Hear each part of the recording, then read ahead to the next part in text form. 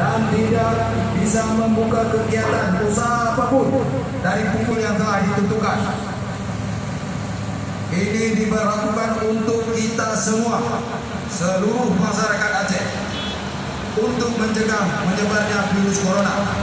Semua kegiatan usaha dan berkeliaran malam dihentikan, kecuali apotek, rumah sakit, dan rumah bersalin dibuka selama 1 kali 24 jam.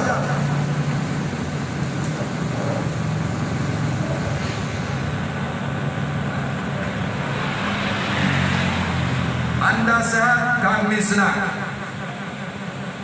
Anda bersama keluarga, kami tetap di luar.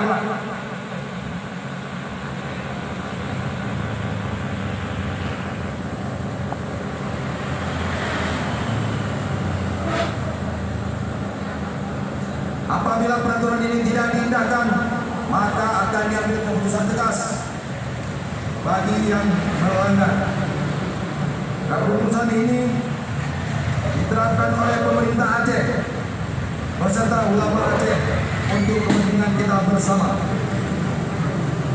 Semua kegiatan usaha apapun, baik itu dagang, jualan kecil, jualan besar, dagang usaha dan dagang kecil, dihentikan mulai dari pukul yang telah ditentukan.